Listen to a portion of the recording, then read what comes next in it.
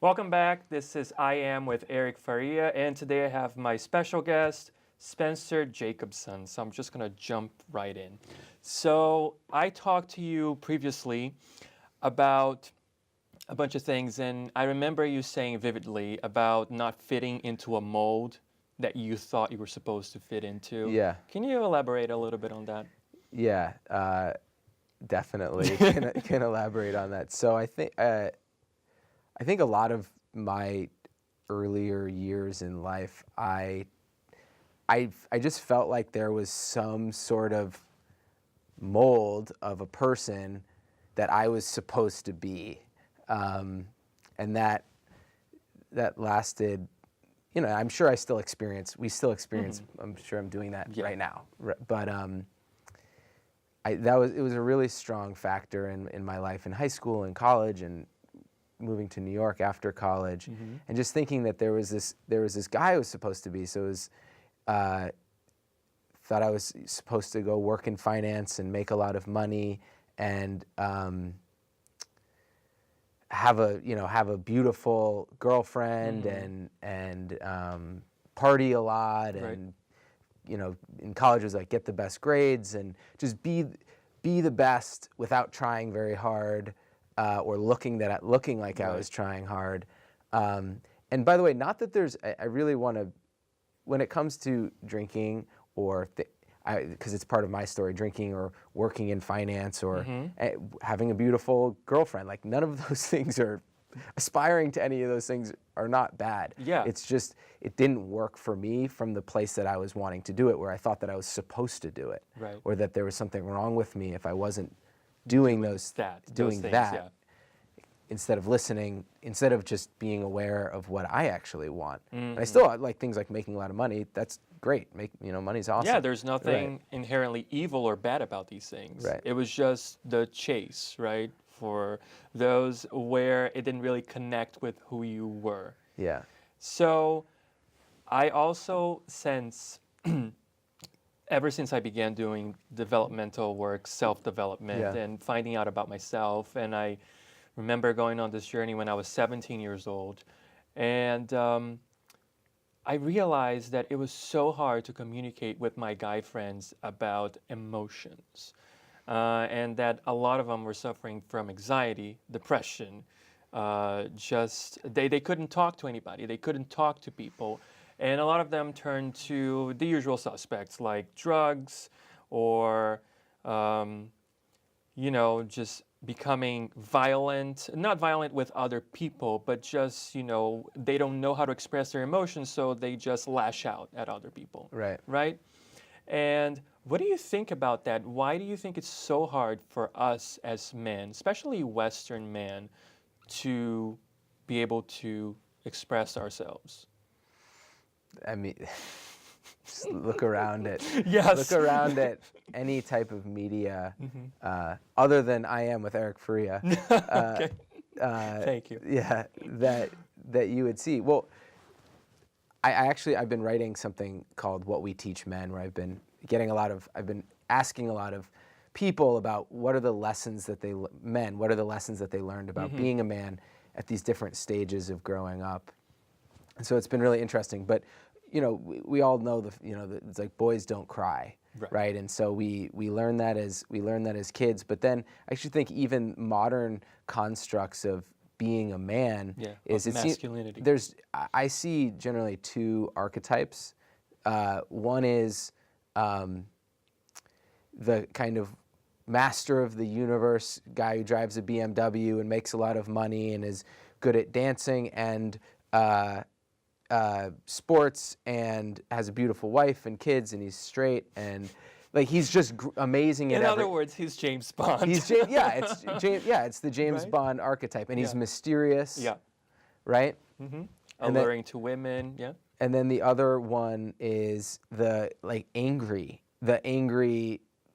villain in sort of ways. There's the hero, but then there's the villain, and he's angry and violent, and so it's really just these two models, and we don't really get to see much else. Yeah, there aren't any variations. I don't see, even in media, to this day, it's 2017, I don't see other types of masculinities represented. I just, top of my head, I just remember there's a cartoon, I don't know if you've ever heard of it, it's called Steven Universe. No. No, it's on Cartoon Network. Look it up. It's actually a deconstruction of masculinity for little boys. I find it fascinating. Nice. But that is the only example that I can give you. I cannot give you any other example of that. And it was created by a woman, so go figure. Yeah, go figure. Yeah. Yeah. So the other thing that I wanted to talk about was the journey from the head to the heart, Yeah. right? I remember as far back as like 6 or 7 years old, growing up, that I was always here, always in my head, always thinking about how I could be better or how what my parents or the society around me wanted. Yeah. And how do you think we can bridge the distance between the two? Because it's something that is ongoing for me. Yeah. Practice and vulnerability and destigmatizing that. And I think depending on the circles that you're in, vulnerability is either never talked about or talked about a lot. But I'll just speak from my own experience of it and how I think we can start to do that. As a younger, working professional, where I was just really feeling trapped in my head, and then kind of staying out of my heart by, drinking and just working a ton, and there's just all the, it can be food, it can be work, it can be TV, like anything that we just use so that we don't feel anxiety is not helping. And I think the reality is that, another part specifically for guys is that if you want to really get connected to yourself and allow that anxiety to go away and get into your heart, you have to be willing to feel what's in your heart. And for a lot of guys, because there's all those times when we didn't cry or when we felt something and we didn't let ourselves feel it completely, that's still in there in many ways. And so there's a lot I've found for myself, and I'm still completely in the midst of this. It's not like I'm still way up here almost all the time, it feels like. But there's a lot of pain that people have to be willing to feel if they want to get into their heart. And so that can be really scary. Yeah. It can be embarrassing. Maybe there's emotions like shame, which people don't like to talk about. Will bubble up from like childhood. Yeah. Right. Which I actually remember when I first started kind of going through that experience, I would feel these things that I was like, well, I have no reason to feel this now. So I'd push it back down. I'd be like, well, this doesn't fit with my reality now. So this must not even be real.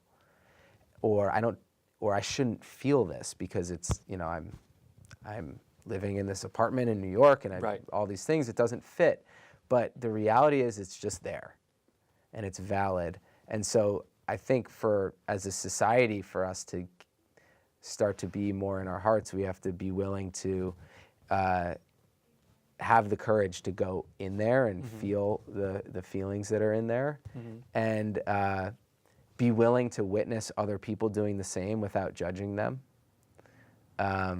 Very important. And empathy, right? And the biggest, one of the things I've noticed about this is you can't do this alone.